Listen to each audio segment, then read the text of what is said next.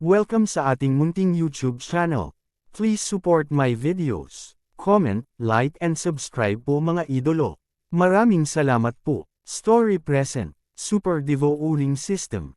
Kabanata 141. Ang mga bagay sa plato ay pawang universe ring. Ito ang reward pagkatapos ng conferment, ngunit walang nakakaalam kung gaano karaming mga bagay ang nasa loob. Si Yezuan ay orihinal na may singsing para sa pagbabalat kayo, ngunit ngayon, sa wakas ay nagkaroon na siya ng universe ring. Agad niya itong isinuot at ginamit ang kanyang true spirit para suriin ito. Nalaman niyang maraming bagay sa loob. 800 mababang uri ng kristal na bato. Mayaman talaga si Emperor, binigay talaga niya sa akin ang round number. Panipi, bilang karagdagan sa mababang uri ng mga kristal na bato, mayroong isang National Guardian token, ang address ng isang mansyon, at isang set ng nagniningning na golden armor at isang mahabang spear spirit tool. Sayang, kung nakilala ko itong 6 na taong ito sa second round, ninakawan ko silang lahat. Sa ganoong paraan, nakakuha ako ng 2,000 mababang grade na kristal na bato. Who knows, baka makalusot ako sa true energy boundary. Si Yezuan ay nakaramdam ng labis na panghihinayang, ngunit ang kompetisyon ay tapos na, kaya mabuti para sa kanya na makaramdam ng panghihinayang. Pagkatapos ng conferment, na-dismiss ang korte. Ang eksena na ngayon ay nailipat sa labas ng imperial na lungsod sa pamamagitan ng Maze Mirror.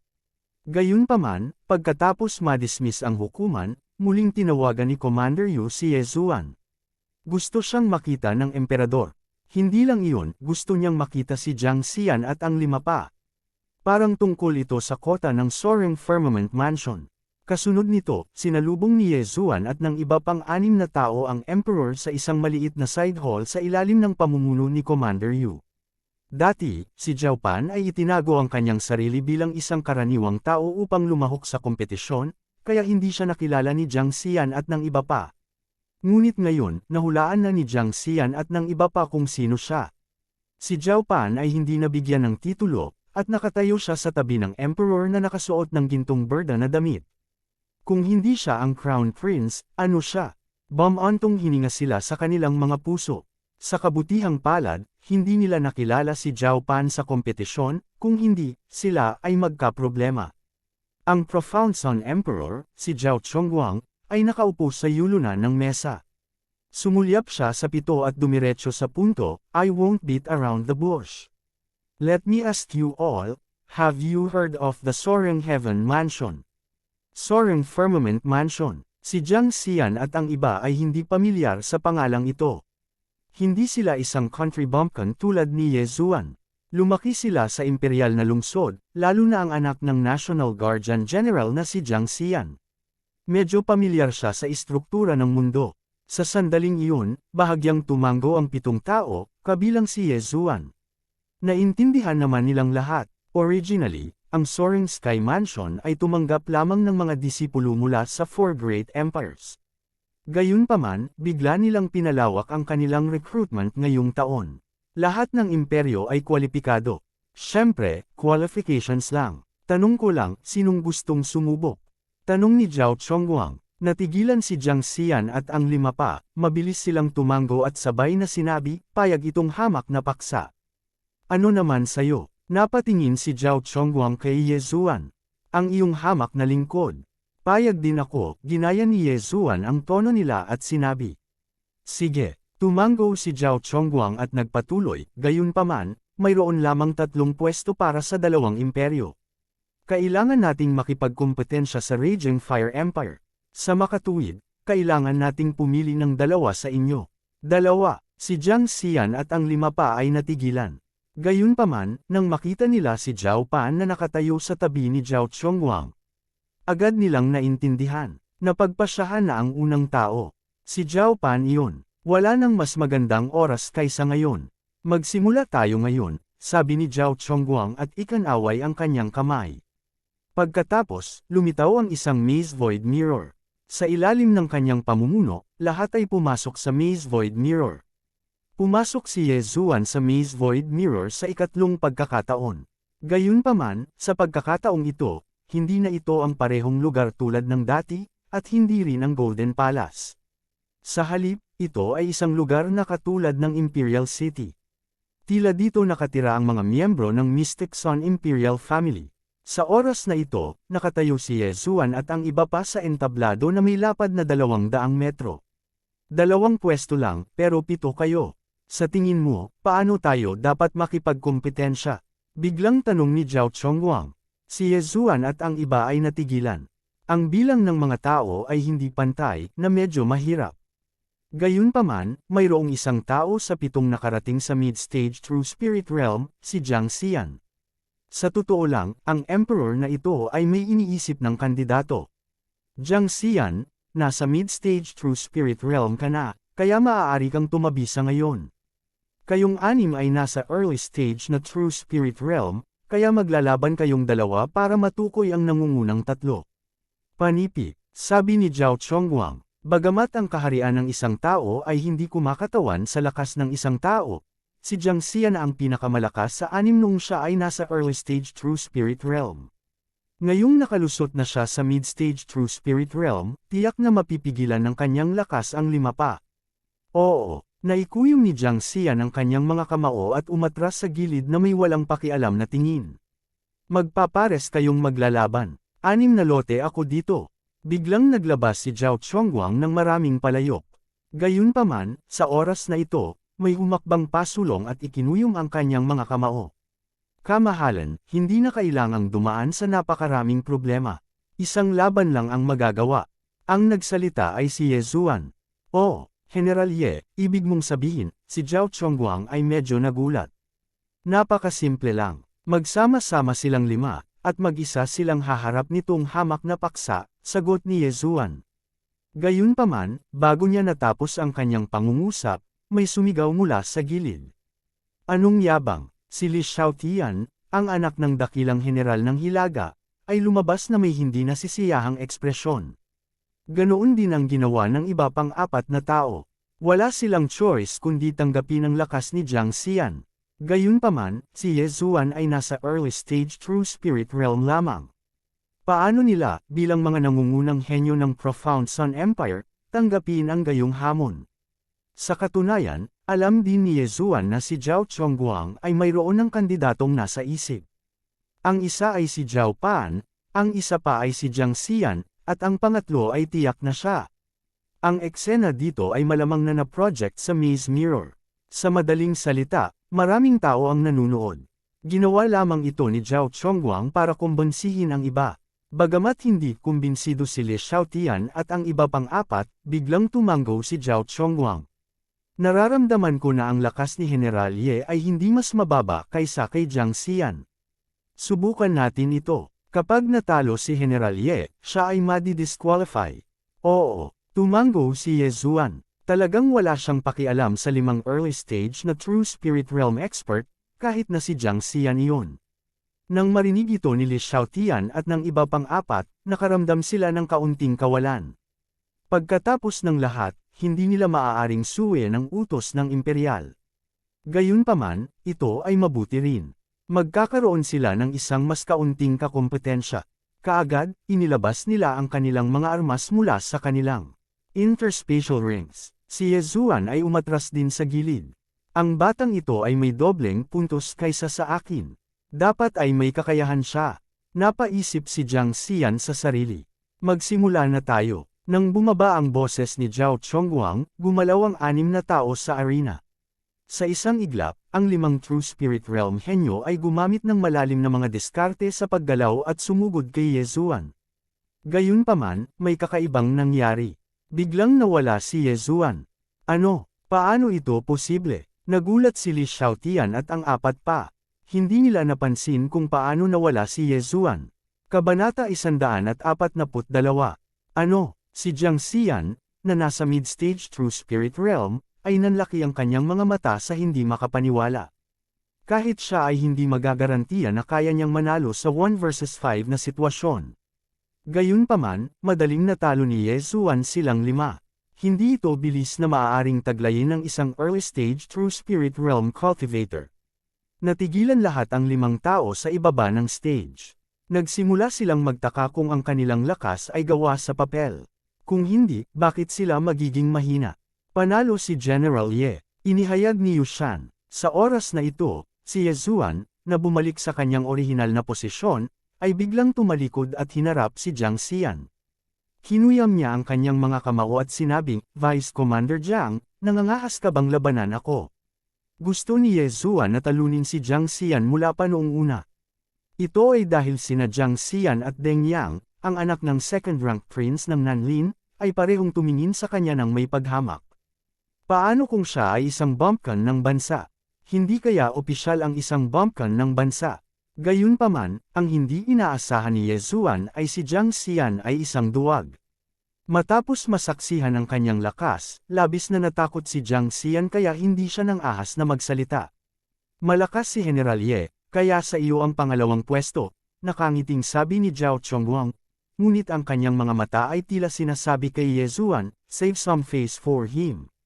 Mga mahal kong ministro, hindi pa napagdesisyonan ang ikatlong pwesto. Gusto pa ba ninyong magpatuloy? Lumingon si Zhao Chongguang at nagtanong. Ang ibig niyang sabihin ay kung sino man ang hindi kumbinsido sa lakas ni Jiang Xian, maaari silang lumapit at lumaban. Gayunpaman, ang mga taong ito ay mas duwag pa kaysa kay Jiang Xian. Nagmamadali silang umiling. Sa pamamagitan nito, napagpasyahan ang tatlong pwesto. Ang eksenang kanina lang ay nasaksihan ng mga opisyal ng sibil at militar at mga tao sa labas ng Imperial City. Ngayon, si Yezuan, ang Defender General ng Estado, ay karapat-dapat sa kanyang titulo. Pinuri ng mga tao ang emperador para sa kanyang pananaw sa hinaharap. Pagkatapos, bumalik sila sa Imperial City.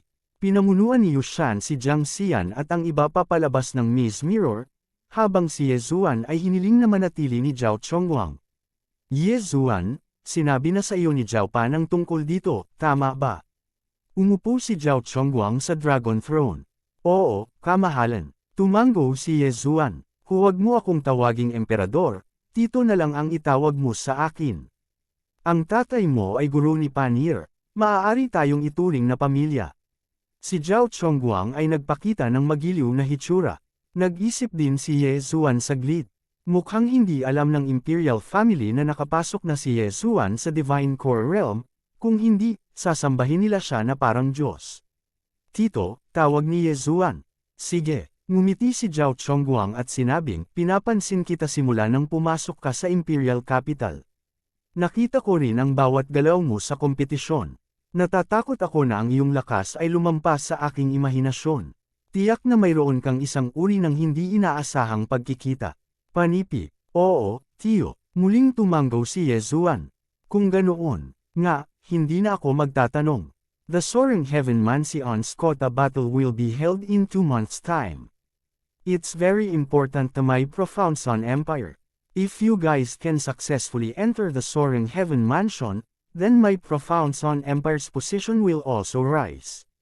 If you have any requests, just let me know, sabi ni Zhao Chongguang. Sabihin mo lang. Nagliwanag ang mga mata ni Yezuan. Na may ngiti sa kanyang mukha, sinabi niya, kailangan ko ng ilang materyales para makagawa ng isang spirit item.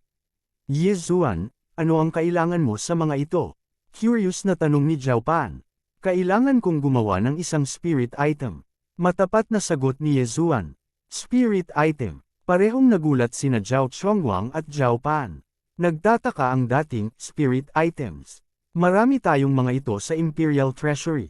Kung may gusto ka, alisin mo na lang. Bakit kailangan mong pekain ang sarili mo? Gayun din, alam mo kung paano pekain ang mga spirit item. Panipi, saglit na nag-alinlangan si Yezuan, pagkatapos ay sumagot siya, gusto kong gumawa ng isang mid-rank spirit item. Ano? Parehong napasigaw sina Zhao Chongguang at Zhao Pan sa pagkagulat ng marinig ito. Mid-rank spirit item. Ang aking profound Sun Empire ay wala kahit isa, at natatakot ako kahit ang mid-rank empires ay wala nito. Minsan akong pumunta sa isang high-rank empire ng personal, at humiling na bumili ng isang mid-rank spirit item, ngunit hindi ako nagtagumpay. Panipi, hindi makapaniwalang tanong ni Zhao Chongguang, sigurado ka bang mapapanday mo ito? Uncle, I'm 100% sure na kaya ko, basta may sapat akong materyales, mataimtim na sabi ni Yezuan. Medyo nag-aalinlangan pa si Zhao Chongguang dahil ang isang mid-rank spirit item ay nagkakahalaga ng hindi bababa sa 500 low-rank crystals, at ang isa ay kailangang magkaroon ng channel para makuha ito. Sa Profound Sun Empire, mayroon lamang low-rank spirit item blacksmiths, at walang mid-rank spirit item blacksmiths. Kung maaari talagang makakuha ng isang mid-rank spirit item, kung gayon ang lakas ng buong imperyo ay tataas ng isang antas. Kung ganoon, anong mga materyales ang kailangan mo? Nagdududang tanong ni Zhao Chongguang. 10 kilo ng cold light iron, kalahating kilo ng purong gintong buhangin. Naglista si Ye Zuan ng higit sa 10 materyales ng sunod-sunod. Alam din ni Zhao Chongguang na ang mga materyales na ito ay eksakto kung ano ang kailangan upang mapeke ang isang spirit item. Kinakalkala niya sa kanyang isip at pinagsama ang mga ito. Hindi pa tapos ang kabanatang ito. Pakilipat ang pahina, halos 300 low-rank crystals. Sa katunayan, pinataas ni Ye Zuan ang gastos ng 300 high-rank crystals. Pangatlo lang ang kailangan niya. Anong biro, paanong hindi niya pahalagahan ang pagkakataong ito para mangikil? Bagamat mayroon na siyang 800 low-rank crystals at higit sa 10,000 DevR points, kakailanganin niya ng hindi bababa sa 1,000,000 DevR points para i-upgrade ang kanyang mid-rank bloodline sa high-rank bloodline. Bukod dito, kailangan din niyang gumamit ng DevR points para bilhin ang mga pattern. Sa tuwing pinepeke niya, kakailanganin niya ng DevR points. Pagkatapos ng maingat na pagkalkula, hindi siya kumikita ng malaki. Okay, ibibigay ko na sila sayo. Bagamat si Zhao Chongguang ay nag-aalinlangan, ang mga bagay na ito ay wala sa kanya. Agad niya itong inilabas mula sa kanyang interspatial ring. Tito, pakihandaan mo ako ng forging room, sabi ni Ye Zuan. Walang problema. Agad na dinala ni Zhao Chongguang si Ye Zuan sa lugar sa palasyo na espesyal na ginamit sa pagpeke ng mga spirit item. Pagkatapos, diretso silang umalis, naiwan si Ye Zuan na mag-isa sa kwarto. Pagkaalis ng iba, diretso niyang nilamon ang lahat. Nang 800 low-rank crystal, nawala ni isa man lang naiwan. Ding! Ang host ay lumamon ng 800 low-rank crystals. Ang reward ay 80,000 DevR points. Ding! Nakapasok na ang host sa Middle True Spirit Realm. Gaya ng inaasahan, pagkatapos makapasok sa True Spirit Realm, ang mga experience point na kailangan ay sobra-sobra. Ang 800 low-rank crystals ay hindi sapat para makalusot siya sa tuktok ng True Spirit Realm. Gayunpaman, hindi niya ito masyadong pinag-isipan. Ang 70,000 DevR points ay sapat na para magamit niya. Direkta siyang gumastos ng 50,000 DevR points para bumili ng middle-rank spiritual weapon pattern na tinatawag na Cold Light Sword. Sa isang pag-iisip, nawala ang mga material na spiritual weapon sa DevR space. Kasabay nito, 20,000 DevR points ang ibinawas. Ito ang halaga ng pagpapanday. Middle-rank spiritual weapon, Cold Light Sword, matagumpay na napik. Tumunog ang system notification. May isa pang espada sa DevR space ni Ye Zuan na naglalabas ng malamig na liwanag. 100 low-rank crystals lang ang ginamit ko.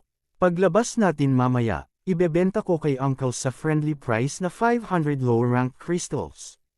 Kumita pa ako ng 400 low-rank crystals. Haha, malapit na ang araw ng leveling up. Hindi napigilan ni Ye Zuan na matawa. Kahit na ang isang profesional na spiritual level blacksmith ay mangangailangan ng 1 o 2 araw para makagawa ng middle rank spiritual weapon. Gayunpaman, nanatili pa rin si Ye Zuan sa silid ng mahigit 1 oras bago siya lumabas. Pagtatapos ng kabanata, Kabanata 143, Pamangkin, ang bilis mong lumabas. Naghihintay sina Zhao Chongguang at Zhao Pan sa labas. Nang makita nilang lumabas si Ye Zuan, agad na nagbago ang kanilang mga ekspresyon. Baka may nangyaring mali. Sa pagtingin sa kanilang mga ekspresyon, ngumiti si Ye Zuan at sinabing, Tito, natapos ko na ang pamemeki. Pagkatapos niyang magsalita, may lumabas na espada sa kamay niya. Ano? Parehong nagulat sina Zhao Chongguang at Zhao Pan. Si Ye Zuan ay natapos ng napakabilis. Hindi kaya nang bobola lang siya. Kinuha ni Zhao Chongguang ang espada nang hindi makapaniwala.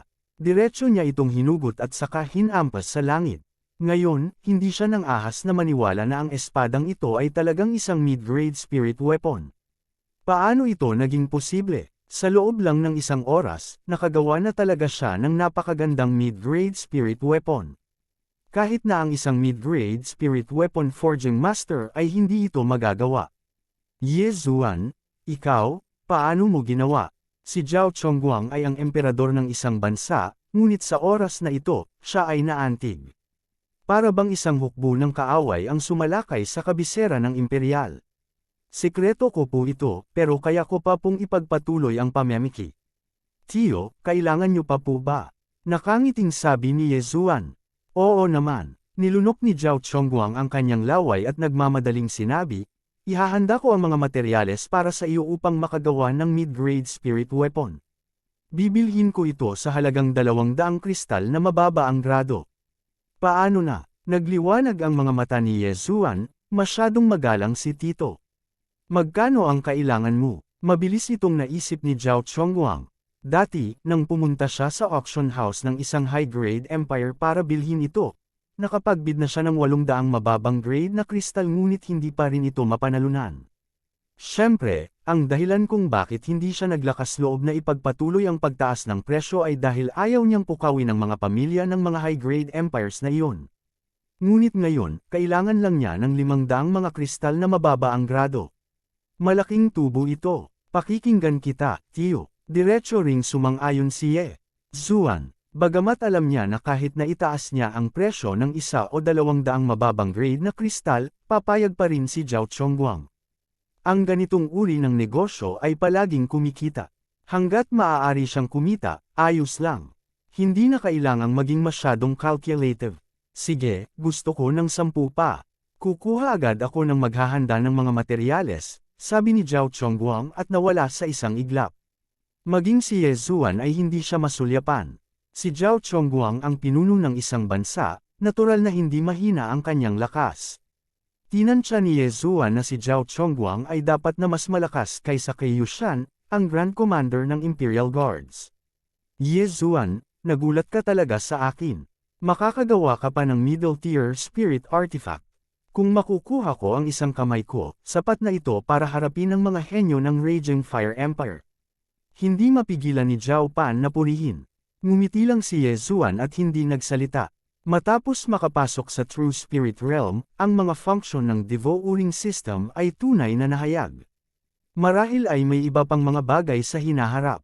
Hindi nagtagal, bumalik si Zhao Chongguang na may dalang malaking tumpok ng mga materyales para sa paggawa ng mga spiritual artifact. Kailangan pa rin niya ng 10 pang mid-grade spirit tools, kaya diretso niyang binigyan si Ye Zuan ng 2,200 low-grade spirit stones. Kinuha ni Ye Zuan ang mga materyales at bumalik sa workshop ng smithing. Ding, nakay ng host ang 2,200 low-grade spirit stones. Ang reward ay 220,000 Devo-uring points. Ding, nakapasok na ang host sa tuktok ng True Spirit Realm. Ngayon lang, masyadong nasasabik si Zhao Chongguang at hindi man lang niya alam na nakalusot si Ye Zuan. Ngunit ngayon, nakarating na si Ye Zuan sa tuktok ng True Spirit Realm. Kung alam ni Zhao Chongguang, matatakot siya hanggang sa mamatay. Isang 16 na taong gulang sa tuktok ng True Spirit Realm. So much experience, mukhang kailangan kong magsumikap para kumita. Walang magawang umiling si Ye Zuan at nagsimulang magpanday. Nakakuha si Ye Zuan ng 2 set ng mga materyales mula sa paggawa ng isang middle-tier spirit artifact, Cold Light Sword. Ngayong nakapeke na siya ng 10 pa, nakakuha siya ng kabuoang ika-22 ng Setyembre ng materyales. Nangangailangan ang Cold Light Sword ng 20,000 Devo-uring points para ma-forge. Ang 11 espada ay magiging 220,000 Devo-uring points. Idinagdag ang Cold Light Sword diagram na binili niya, gumastos siya ng kabuoang 270,000 Devo-uring points.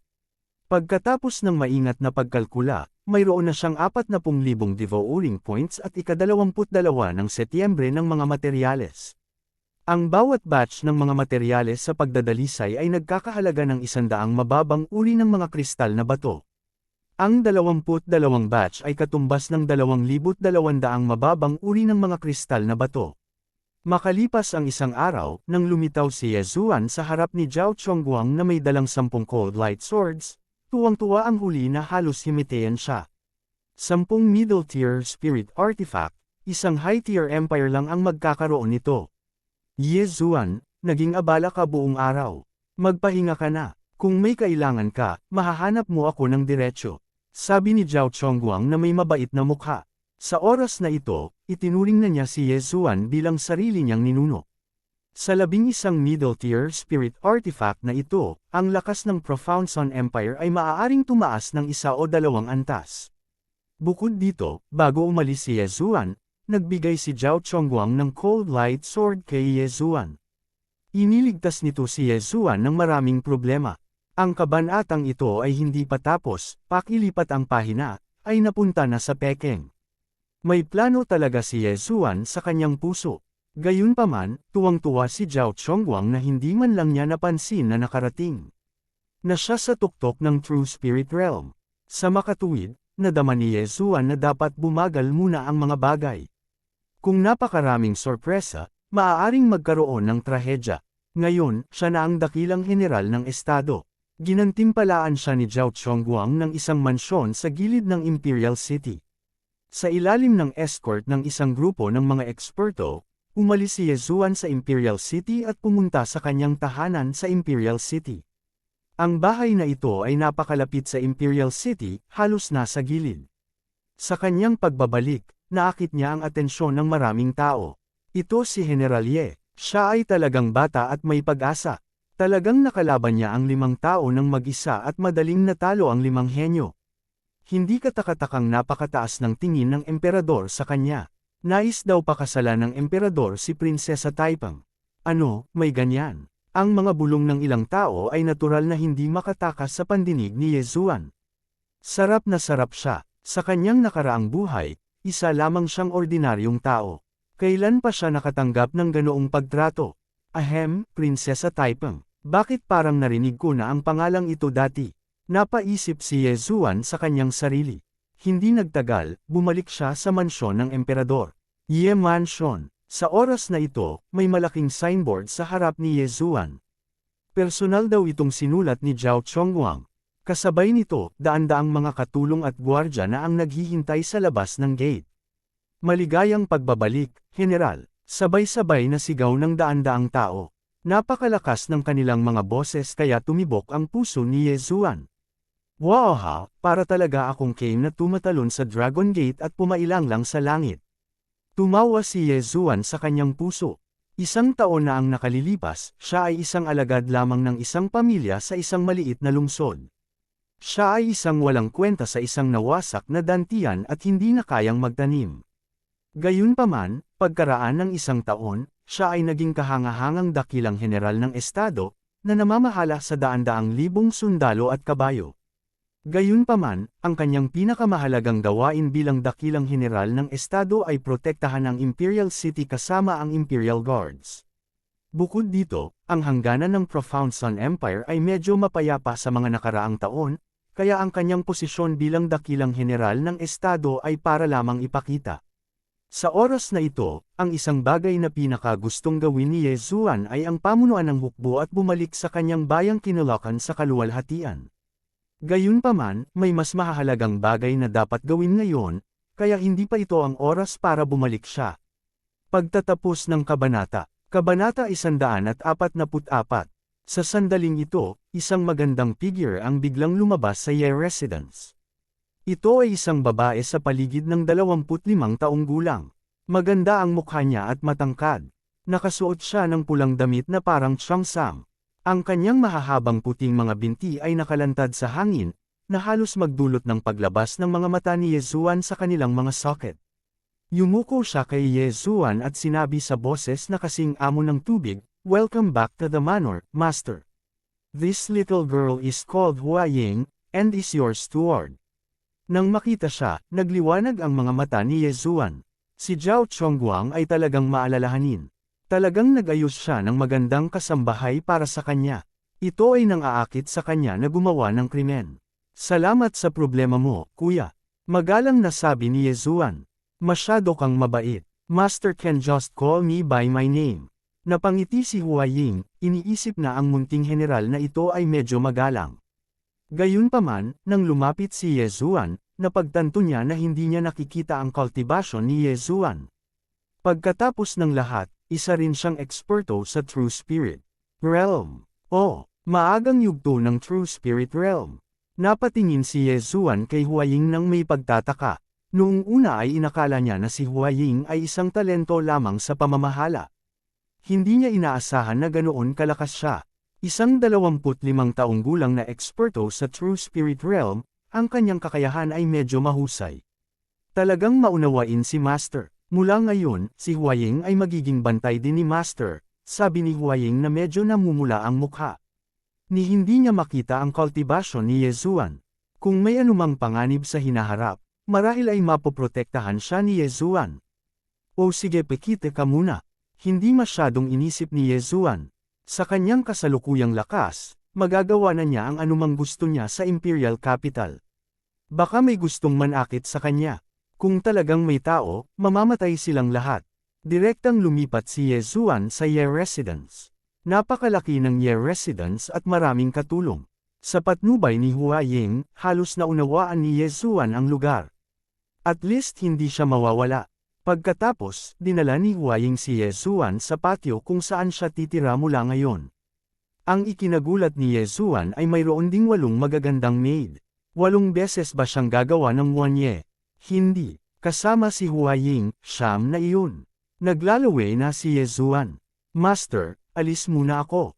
Kung mayroon kang anumang mga tagubilin, maaari mo akong tawagan anumang oras. Nakita ni Huaying na malalim ang iniisip ni Yezuan, kaya mabilis niyang sinabi.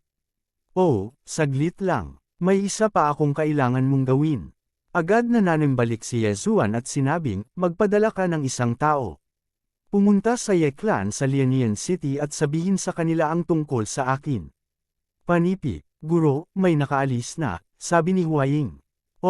Medyo mabisa ka. Hindi naman nabigla si Yezuan. Nagpatuloy siya, pagkatapos ay magpadala ng isang tao sa Shattering Cloud Sect at ipaalam sa isang babaeng disipulo na nagngangalang Guan Yulan.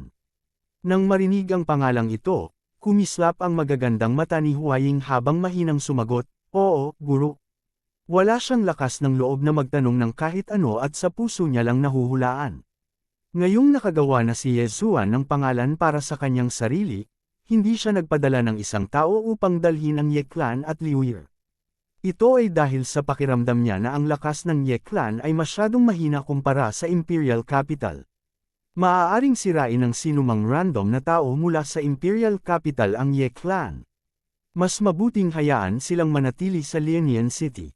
Gayunpaman, unti-unti niyang gagawing mas malakas ang Ye Clan at sabay na bubuo ng Lianian City. Wag na muna tayong mag-isip. May gagawin pa ako. Inalis ni Yezuan ang kanyang iniisip. Bagamat naging abala siya sa buong araw, ilang segundo lang ang ginugol niya sa pagpeke ng Cold Light Sword. Habang naghihintay si Zhao Chongguang sa labas, nagpapahinga talaga siya. Sa sandaling ito, mayroon pa ring ilang mga forging material sa kanyang nilalamon na espasyo. Agad siyang bumili ng blueprint para sa middle grade spirit weapon, Star Chasing Bow. Ang forging function ng Devo-Uring system ay nangangailangan ng parehong dami ng mga materyales kung ito ay isang espada o isang busog. Ang pinagkaiba lang ay iba ang halaga ng forging at blueprint. Gumastos si Yezuan ng higit sa 40,000 mga puntos sa paglamon upang makagawa ng middle grade spirit weapon, Star Chasing Bow. Inubos ko na naman lahat ng points ko. Forget it, lalamunan ko lahat ng materials. Sa isang pag-iisip, nilamon niya ang karamihan sa mga materyales sa lumalamon na espasyo, naiwan lamang ang mga materyales para sa 2 middle grade spirit weapons. Sa isang iglap, nagkaroon siya ng halos 200,000 na mga punto ng paglamon. Bagamat nakain na siya ng napakaraming magagandang bagay, hindi pa rin siya nakapasok sa True Energy Realm. Ang Imperial Capital Tournament ay nagbigay ng kabuuang 2 hanggang 3,000 mababang uri ng kristal. Kinuha ni Jiang Xian ang 400 sa kanila. Ang mga kristal na ito ay sapat na para makalusot siya sa True Energy Realm. Gayunpaman, si Yezuan ay gumugol ng halos 5,000 mababang uri ng kristal na nag-iisa at hindi pa rin makakapasok sa True Energy Realm mula sa early stage na True Spirit Realm. Kitang-kita kung gaano siya kahirap makalusot.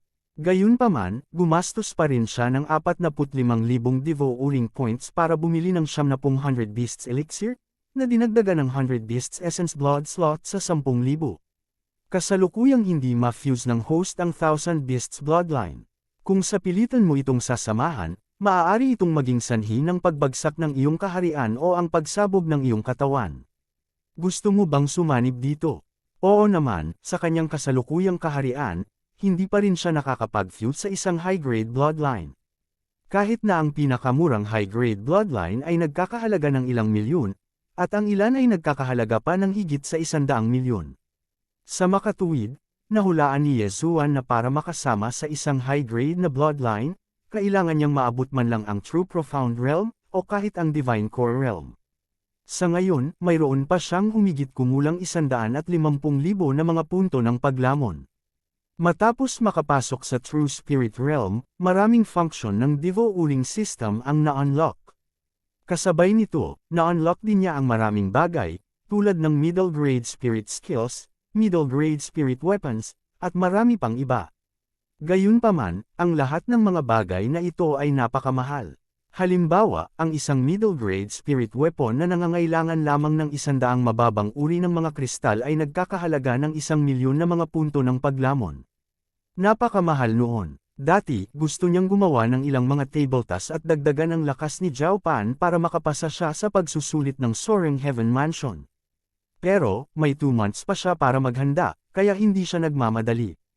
Sa makatuwid, nagsimula siyang mag-aral ng mga forma sayon. Ang mga forma sayon ay maaaring nahahati sa 3 uri, mga forma sayon ng labanan, mga formas yung nagtatanggol, at mga forma sayon ng espiritu. Ang battle formation ay mga offensive formations, at defensive formation ay defensive formations. Tulad ng para sa spirit formations, sila ang mga forma sayon na nakatagpo ni Yezuan sa nakaraan. Maaari nilang paghigpitan ang mga kaaway, at mayroon silang lahat ng uri ng mahiwagang epekto. Sinimulan silang tingnan ni Yezuan isa-isa. Interesado siya sa mga forma sayon.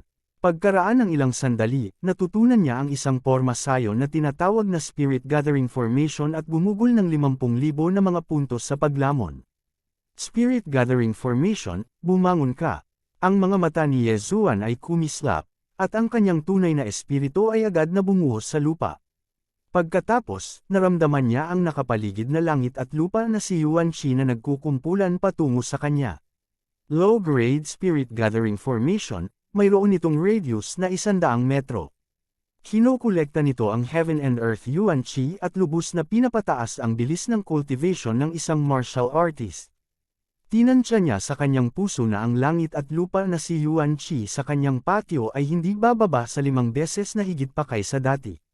Sa madaling salita, ang paglilinang dito ay magiging 5 beses na mas mabilis kaysa sa paglilinang sa labas ng mundo. Ang Heaven and Earth Yuan Chi sa Lianian City ay masyadong mahirap, kaya ang kaharian ng mga martial artists ay mas mahina kaysa sa Imperial Capital. Pupunta ako at magtatayo ng Spirit Gathering Formation mamaya. Bagamat hindi pa rin ito kasing husay ng Imperial Capital, mas maganda pa rin ito kaysa sa ordinaryong malalaking lungsod. Ngayong malakas na siya, hindi na niya laging iniisip ang sarili niya. Siya ay isang taong may laman at dugo, at kailangan pa rin niya ng pamilya at pagkakaibigan. Mas gugustuhin niyang maging ulo ng isang leon kaysa sa buntot ng isang phoenix. Hindi niya dadalhin ang Ye family sa Imperial Capital, ngunit maaari niyang gawing isang mataong lungsod ang Lianian City tulad ng South Forest City. Pagtatapos ng Kabanata 145. Pinag-aralan ni Yezuan ang iba pang forma sayon. Gayunpaman, siya ngayon ay nasa isang kaayla hilakbot na pag-aayos.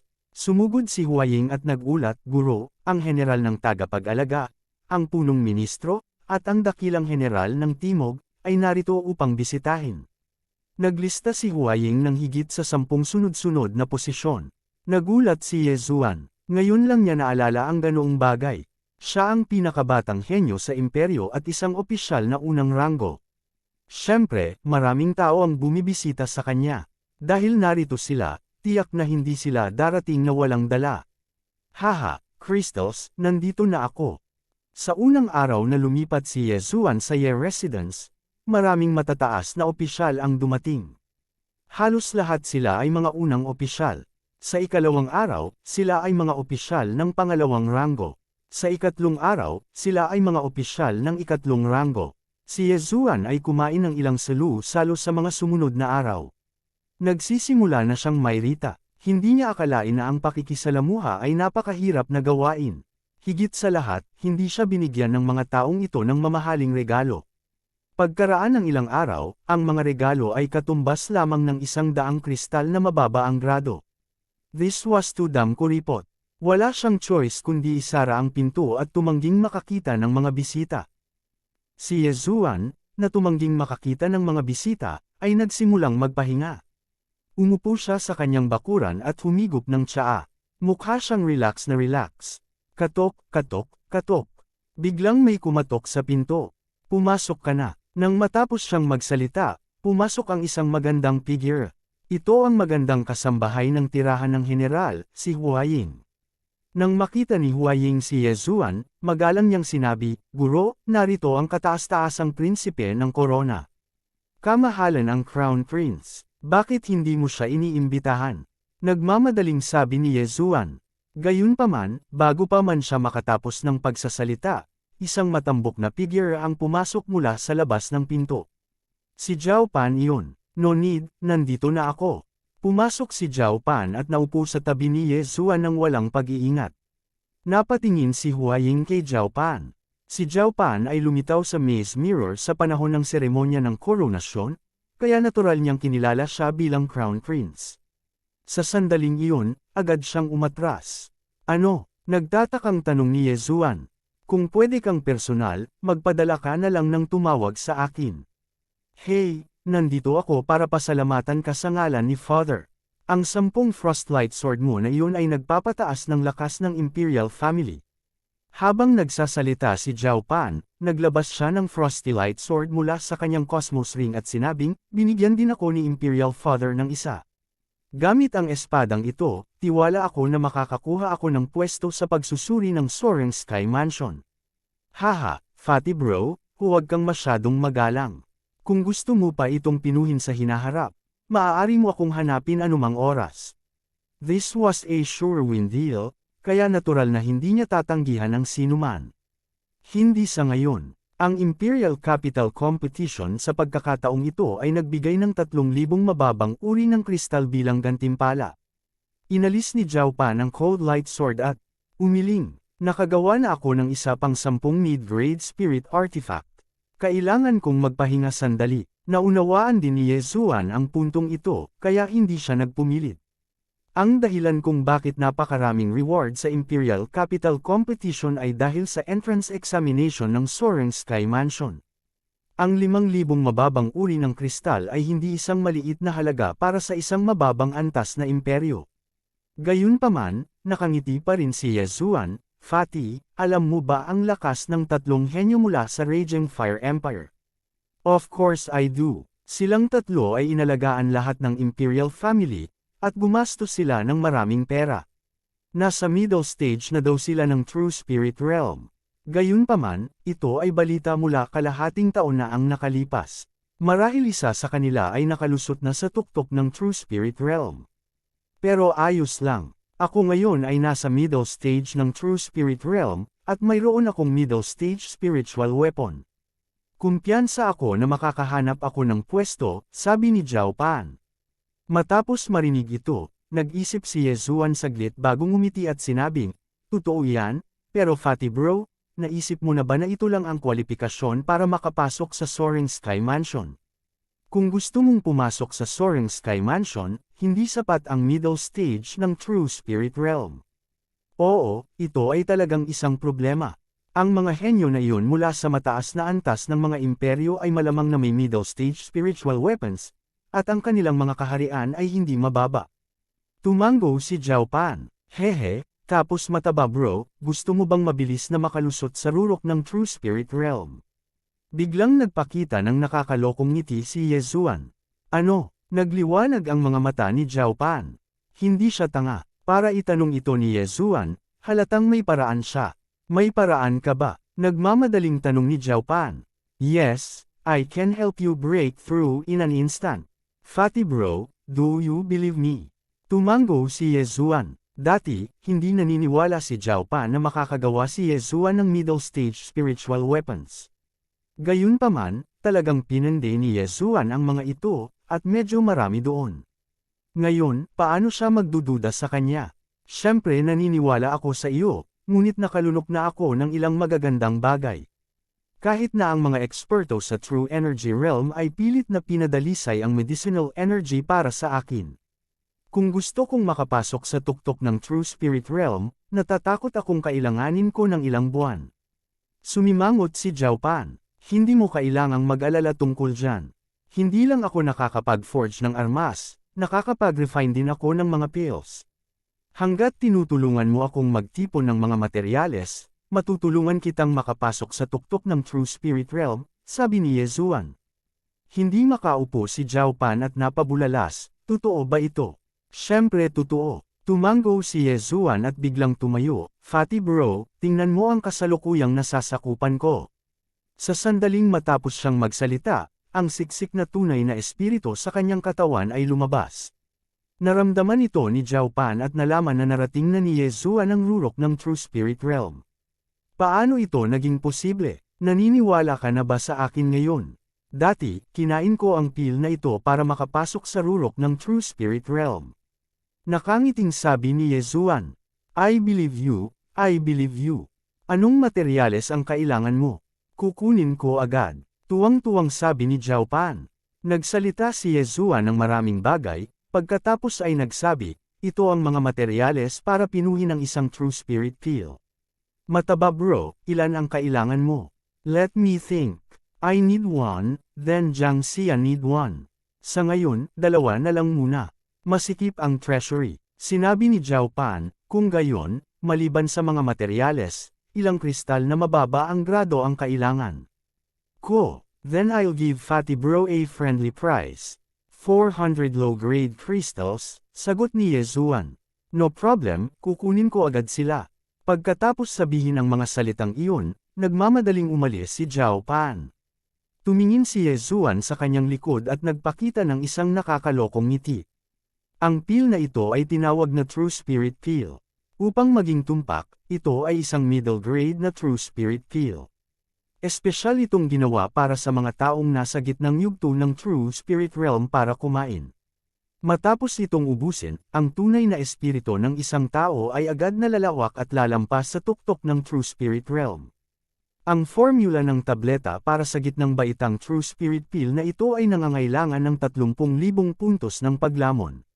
Bukod dito, ang mga materyales sa pagpino ay katulad ng mga panggitnang gradong espiritual na mga sandata, halos 100 mga kristal na mababa ang grado. Gayunpaman, ang mga materyales na hiningi niya ay kapareho ng dati, 3 beses ang presyo. Hindi nagtagal, nagmamadaling bumalik si Zhao Pan, dala ang mga materyales na kailangan niya para sa pagpipino. Dinala ko na sila. O tama, Yezuan, hindi mo ba kailangan ng alchemy room? Nagtatakang tanong ni Zhao Pan. Pagtatapos ng kabanata. Kabanata 146. No need, I only need a cauldron to refine pills. Umiling si Yezuan at bumalik sa kanyang silid. Nilunok niya ang lahat ng 400 kristal na mababa ang grado at binili ang formula ng tableta. Pagkatapos ay pininom niya ang 2 True Spirit Pills, gumastos ng kabuuang 50,000 DevR points. Bagamat nawalan siya ng 10,000 puntos, ang kanyang cultivation base ay bumuti ng husto. Bukod dito, mayroon siyang 4 na hanay ng mga sangkap, kaya hindi ito isang kawalan. Makalipas ang 10 minuto, lumabas si Yezuan. Fatty bro, kunin mo na. Lunukan mo na lang. Inabot ni Yezuan ang 2 table task sa kanyang kamay. Tinanggap ni Zhao Pan ang mga table task nang may kagalakan at nilamon ang isa. Wala pang 3 segundo, ang kanyang aura ay umabot sa tuktok ng True Spirit Realm. Good stuff, it's really good stuff. Yezuan, you're too amazing. Maaari mo pang pinuhin ang ganoong pill. Tuwang-tuwa si Zhao Pan na halos maduraj niya ang tableta sa kanyang kamay. Kung may kailangan ka sa hinaharap, hihintayin kita. Nakangiting sabi ni Yezuan. Haha, no problem, but we'll have to wait for a while. Ang daming treasure sa Maze Mirror ang kinuha. Maghintay pa tayo sandali. Hehe, dadalhin ko itong True Spirit Pill at ibebenta kay Jiang Xian, sabi ni Zhao Pan at nagmamadaling tumakbo palayo. Sa kanyang opinyon, masyadong kumikitang gumastos lamang ng 500 mga kristal na mababa ang grado para makalusot mula sa Mid-True Spirit Realm hanggang sa peak ng True Spirit Realm. Bagamat mahigpit ang kaban ng bansa, maaari pa rin itong magamit. Makapasok lang siya sa Soaring Heaven Mansion. Hihihi, kumikita na naman ako. Masayang ngumiti si Yezuan dahil muli siyang kumita. Napagtanto niya na may potensyal siyang maging profiteer. Nakakuha siya ng 400 kristal na mababa ang grado, 4 na hanay ng mga sangkap, at 20,000 devour points mula sa 2 table tasks. Ang halaga ng pagpino ng mga table tasks ay 20,000 lamang sa kabuuan. Sa kabuuan, mayroon siyang 2 set ng mga sangkap para sa isang mid-grade spiritual artifact at 4 na set ng mga sangkap para sa isang mid-grade true spirit pill. Kasabay nito, mayroon din siyang 140,000 devour points. Noong una, gusto niyang pinuhin ang isang high-grade true spirit pill. Ang high-rank true spirit elixir na ito ay maaaring magbigay daan sa isang peak true spirit realm cultivator na direktang makapasok sa true energy realm. Ito ay isang banal na elixir. Sayang naman ang pill recipe na ito ay masyadong mahal. Ang isang recipe ay nagkakahalaga ng daan-daang libong gintong barya. Bukod dito, ang mga materyales sa pagdadalisay ay hindi isang bagay na maaaring tipunin ng Profound Sun Empire. Kahit na ang halaga ng pagpino ng tableta ay nagpasindek kay Yezuan. Higit sa lahat, walang epekto sa kanya ang mga tabletang ito, kaya tinatamad siyang pinuhin ang mga ito. Pag-iisipan niya ito sa hinaharap. Gayunpaman, hindi nagtagal pagkaalis ni Zhao Pan, bumalik siya. Kasabay nito, nagbalik siya ng isang balita. Sinasabing natuklasan niya ang mga labi ng Beast God Religion. Sa makatuwid, maaaring ipadala sila ng emperador bilang pagsasanay. Pagkaalis ni Zhao Pan, may isa pang taong bumisita.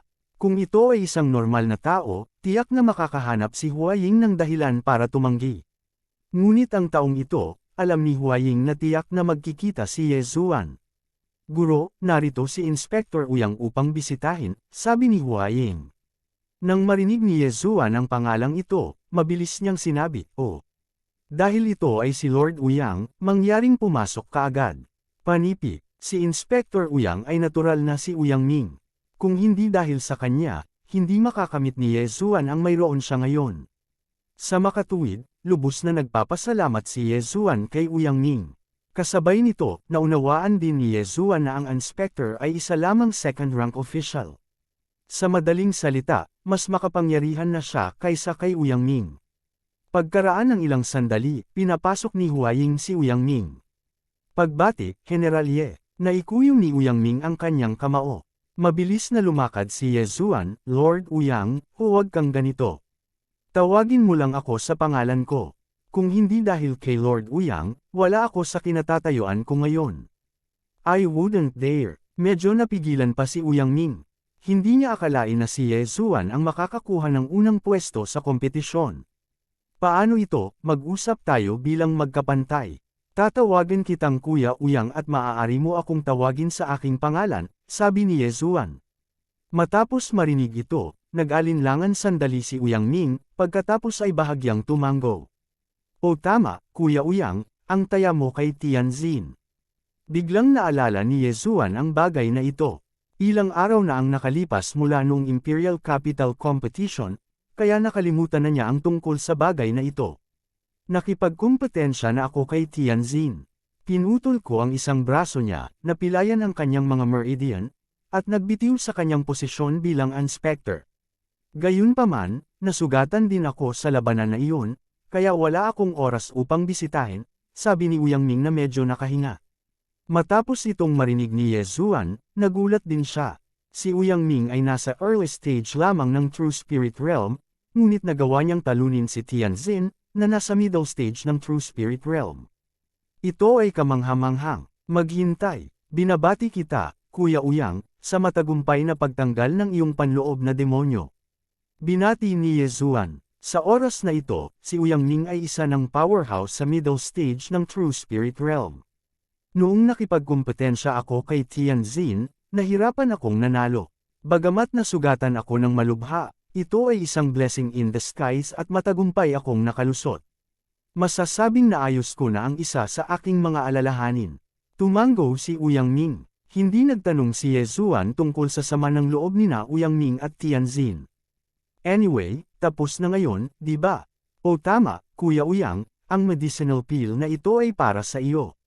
Gaya ng sinabi ni Ye Zuan, bigla siyang kumuha ng gamot na tableta mula sa kanyang dibdib. Isa itong intermediate true spirit pill. Ito ba? Tiningnan ni Ouyang Ming ang medicinal pill sa kamay ni Ye Zuan at nagpakita ng kakaibang ekspresyon. Hindi pa siya nakakita ng ganoong medicinal pill dati. Ito ay isang medicinal pill na maaaring magpalakas ng isang tao. Kung si Kuya Ouyang ay handang makipagkaibigan sa akin, mangyaring tanggapin ito, nakangiting sabi ni Ye Zuan. Ang halaga ng medicinal pill na ito ay humigit kumulang 100 low-grade crystals at 100 devouring points. Ito ay hindi masyadong mahal. Dahil marami nang sinabi si Ye Zuan, matatanggap na lamang ito ni Ouyang Ming. Agad niya itong nilunok, ngunit makalipas ang 2 segundo, halos lumuwa ang kanyang mga mata sa kanilang mga socket. Ang kanyang paglilinang ay talagang nasira. Ito, nagulat si Ouyang Ming. Hindi niya inasahan na ang medicinal pill na ito ay tuwirang makakalusot sa kanyang kaharian. Kailangang malaman ng isa na katatapos lang niyang makapasok sa intermediate true spirit realm. Ang hindi niya inaasahan ay sa loob ng wala pang 4 na buwan, si Ye Zuan ay lumaki mula sa isang martial artist sa tuktok ng martial path level 9 tungo sa isang antas na kahit siya ay hindi makita. Haha, Kuya Ouyang, hindi mo kailangang magpasalamat sa akin. Kung hindi dahil sa iyo, hindi ako pupunta sa Imperial Capital at hindi ko makakamit kung ano ang mayroon ako ngayon. Si Ye Zuan ay taos-pusong nagpasalamat sa kanya. Buntong hininga. Napabuntong hininga si Ouyang Ming. Kung alam niya na ang medicinal pill na ito ay napakahalaga, hindi niya ito tatanggapin kahit anong mangyari. Gayunpaman, dahil nakalunok na siya, hindi niya ito iluluwa. Kasunod noon, nag-chat silang dalawa saglit bago umalis si Ouyang Ming. Pagkaraan ng isa pang araw, bumalik din ang mga taong ipinadala ni Huaying sa Shattering Cloud Sect. Agad na natagpuan ni Huaying si Ye Zuan at iniulat ang bagay sa kanya. Medyo nagulat din si Ye Zuan at hindi naiwasang magtanong, hindi ba ilang araw na lang? Bakit ang aga mo bumalik? Dati, nang sumugod siya mula sa South Forest City patungo sa Imperial Capital, inabot siya ng 10 araw. Master, ang General's Residence ay may rank 10 rock. 2 araw lang ang kailangan para marating ang Shattered Cloud Sect. Sumagot ng totoo si Huaying. Pagtatapos ng kabanata. Kabanata 147. Kaya pala, sige, pwede ka nang umalis. Bahagyang tumango si Ye Zuan. Kung mayroon siyang ibon bilang bundok, hindi na niya kailangang maglibot sa mga bundok na iyon. Siyempre ito ay magiging mas mahusay. Gayunpaman, saglit na nag-alinlangan si Huaying, pagkatapos ay sinabi, Guro, ang babaeng iyon na tinatawag na Guan Yulan ay wala na sa Shattering Cloud Sect. Wala na. Anong ibig mong sabihin? Hindi naintindihan ni Ye Zuan. Hindi kaya bumaba siya ng bundok para magmisyon. Ganito, nabalitaan ko na bumalik na ang Sect Master ng Shattering Cloud Sect. Tapos, sinundan siya ni Miss Guan para mag-training, sagot ni Huaying.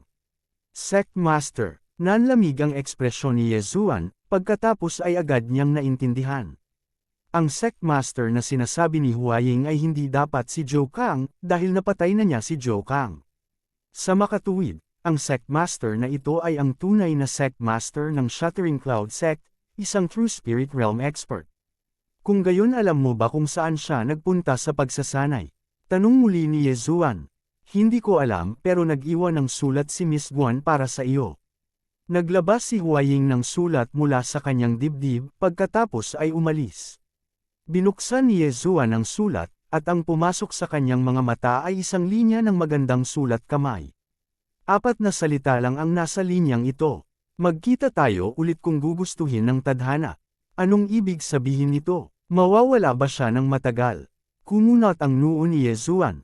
Hindi niya maintindihan ang kahulugan ng 4 na salitang ito. Hiniling niya kay Huaying na tawagan ang cultivator na pumunta sa Shattering Cloud Sect, ngunit hindi rin alam ng cultivator na ito ang dahilan. Walang magawa, kaya lang sumuko si Yezuan. Buntong hininga, hindi madaling humanap ng babaeng magkakagusto sa akin, pero nadala na siya bago pa man ako makapagtapat. Ang bastos na iyon na si Joe Kang, kung alam ko ng mas maaga, hinampos ko na sana ang bangkay mo. Si Yezuan ay labis na nagsisi. Hindi niya lang alam kung saan dinala ng sect master ng Shattering Cloud sect si Guan Yulan. Noong araw na iyon, muling dumating si Zhao Pan, at sa pagkakataong ito, nagdala siya ng imperial na utos. By the will of the heavens, the emperor decrees. Forget it, hindi ko ito babasahin. Walang magawang inalis ni Zhao Pan ang imperial na utos, pagkatapos ay direktang sinabi, ang mga labi ng Beast God sect ay lumitaw sa Jade Forest County. Ipinadala ka ni Itay upang alisin ang mga ito. Ako lang. Nagtatakang tanong ni Yezuan. Akala niya ay nandito na ito sa wakas. Matagal na siyang naghihintay na muntik na siyang maamag. Siyempre hindi. Nandyan pa rin ako, Jiang Xian, at ilang eksperto mula sa royal family. Umiling si Zhao Pan. Isang Beast God religion lang. Hindi mo naman kailangang pumunta sa napakaraming branches, di ba? Panipi, sabi ni Yezuan na nakakunot ang noo.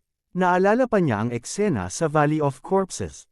Hindi ba ang lalaking nakaitim na iyon ay itinaboy ni Uyang Ming, na nasa maagang yugto ng True Spirit Realm? Buntong hininga, bagamat ang natitirang bahagi ng Beast God sect na ito ay lumitaw kamakailan lamang, tila nabuhayan na niya ang isang True Element Early Stage Spirit Beast, kaya't hindi namin mapapabayaan ang aming pagbabantay. Sa kabutihang palad, ang Spirit Beast na ito ay medyo mahina pa at unti-unti nang bumabawi sa kanyang lakas, kaya ipinadala kami upang mabilis na patayin ito.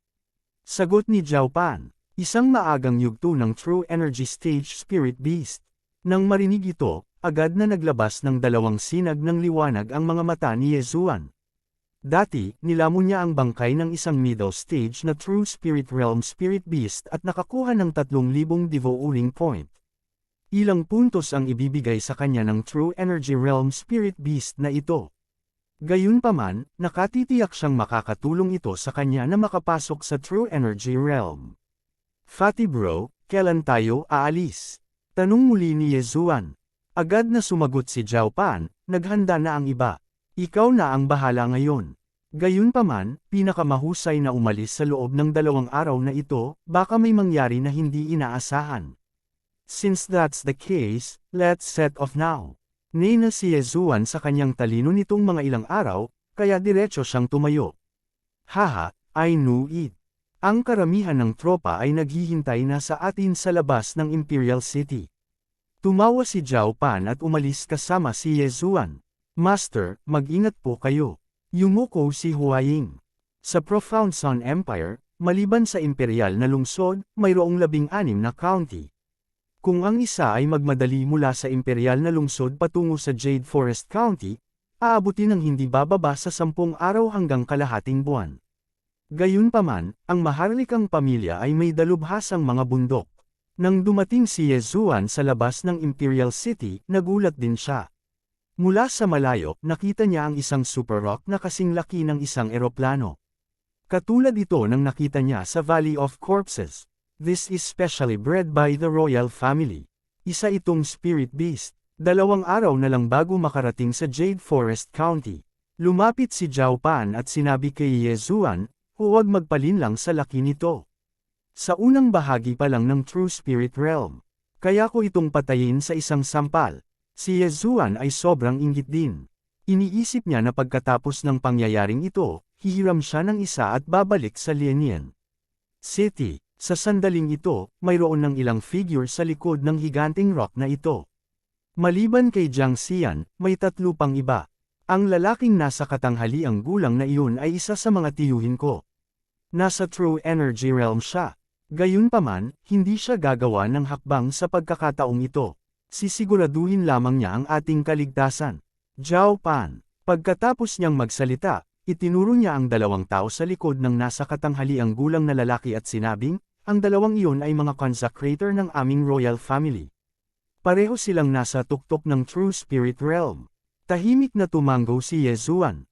Kahit na hindi siya kasama, mayroon pa ring 4 na tao sa tuktok ng True Spirit Realm. Bukod dito, si Zhao Pan ay may mid-grade spirit weapon, na sapat na para harapin ang maagang yugto ng True Energy Realm Spirit Beast. Pagbati, General Ye. Nang makita ng dalawang consecrator si Ye Zuan, dali-dali nilang pinagdaop ang kanilang mga kamao. Ngumiti din ang tiyuhin ni Zhao Pan at sinabing, ang mga bayani ay talagang nagmula sa kabataan. Hindi lamang ang iyong talento ay namumukod-tangi, ngunit ikaw ay mahusay din sa pagpino ng mga armas at mga table tasks. Ikaw ay tunay na isang haligi ng ating Profound Sun Empire. Senyor, nambobola mo ako. Mapagpakumbaba na sabi ni Ye Zuan. Bagamat ang Profound Sun Empire ay naitatag lamang sa loob ng 1,000 taon, ang pamilya Zhao ay palaging matatag na nakatayo.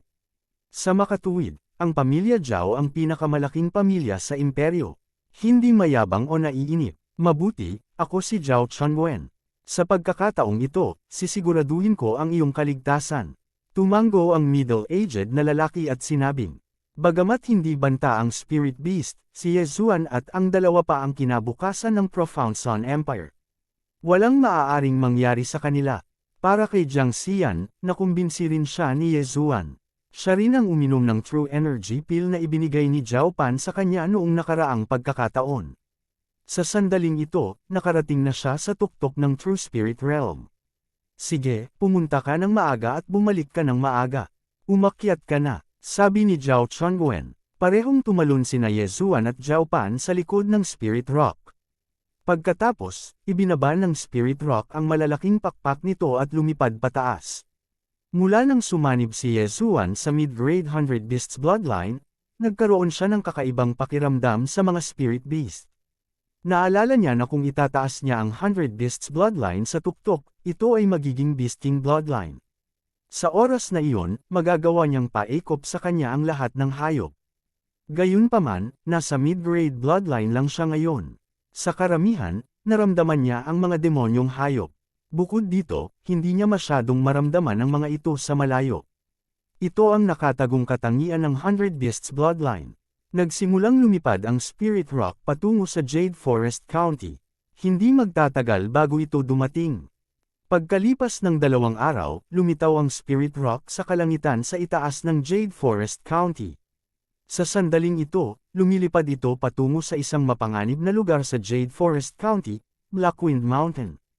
Wala pang 2 oras, dumating ang Spirit Rock sa itaas ng Blackwind Mountain. Lahat, mag-ingat. Ang mga labi ng Beast God Sect ay maaaring makipag-ugnayan sa mga demonyong hayop. Bukod dito, mayroon silang ilang mga espesyal na pamamaraan upang madagdagan ang lakas ng mga demonyong hayop at espiritong hayop. Huwag ibaba ang iyong bantay. Sabi ni Zhao Chunwen. Tahimik na tumanggaw si Ye Zuan at ang iba pa. Kabanata 148. Si Ye Zuan at ang iba pa ay sumakay sa Spirit Beast Rock, lumilipad ng mas malalim sa lambak. Sa sandaling ito, biglang naramdaman ni Zhao Chongguang na may mali, kaya dali-dali niyang sinampal ang ulo ng Spirit Rock. Sa isang iglap, ang espiritong hayop na si Rock ay sumabog hanggang sa mamatay at nagsimulang bumagsak. Tito Wen, anong ginagawa mo? Gulat na tanong ni Zhao Pan.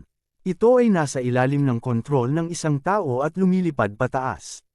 Kung umabot ito sa isang mataas na lugar at itapon tayo pababa, lahat tayo ay mamamatay, sigaw ni Zhao Chunwen.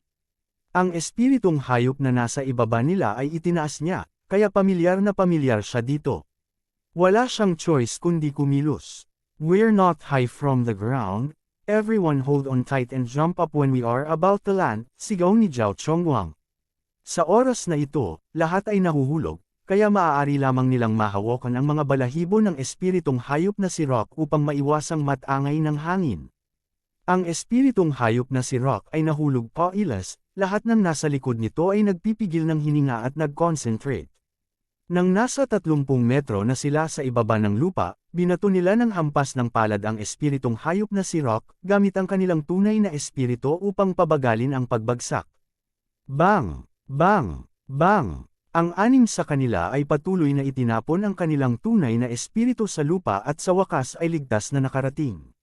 Sa kabutihang palad, ang espiritong hayop na si Rock ay nasa 100 metro lamang sa ibabaw ng lupa. Kung ito ay 100 metro sa ibabaw ng lupa, kung gayon kahit na ginamit nila ang kanilang tunay na espiritu, sila ay durog na durog. Napakalapit na, ang sinumpaang Beast God religion na natitira. Wala akong choice kundi patayin ito. Mukhang alam na ng Beast God religion remnant na nandito kami, galit na sabi ni Zhao Chongwen. Ang Spirit Beast Rock na ito ay isang bagay na pinalaki niya mula noong bata pa ito, na gumagastos ng hindi kilalang halaga at pagsisikap. Pero ngayon, pinatay niya ito gamit ang sarili niyang mga kamay. Kaya, hindi na siya makapaghintay na paghiwalayin ang Beast God religion na iyon. Tito Wen, ano ang dapat nating gawin ngayon? Lumingon si Zhao Pan at nagtanong. Nandito lang ako para masiguro ang iyong kaligtasan, maaari mong tanungin si Ye Zuan. Sagot ni Zhao Chongwen, bagamat napuno siya ng puot, naalala pa rin niya ang layunin ng kanyang paglalakbay. Bagamat mapanganib ang nalalabi sa Beast God religion, nais ni Zhao Chongguang na sanayin si Ye Zuan at ang iba pa, kaya pinakamainam para sa kanya na huwag makialam. Kaagad, si Zhao Pan at ang tatlo pang iba ay lumingon kay Ye Zuan.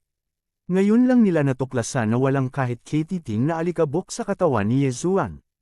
Kanina lang, nang tumalon sila pababa mula sa langit, bagamat ginamit nila ang kanilang true spirits para mabawasan ang kanilang bilis, gamulong-gulong pa rin sila sa lupa pagkalapag, kaya madumi ang kanilang mga katawan.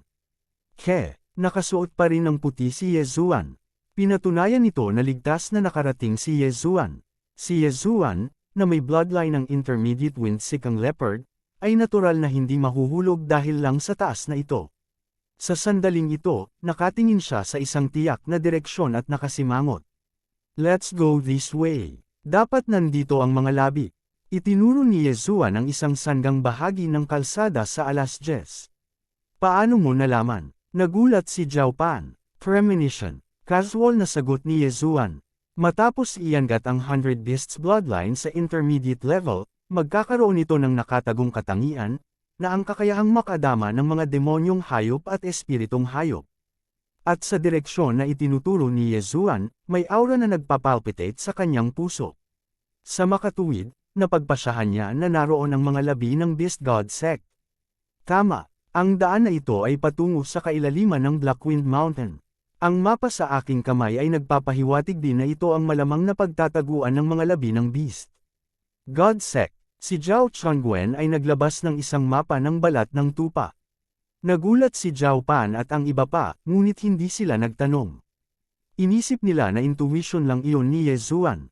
Sa sandaling iyon, galit na galit silang sumugod sa direksyon na itinuro ni Ye Zuan. Ngayong wala silang mga bird mount, nakakalakad na lang sila.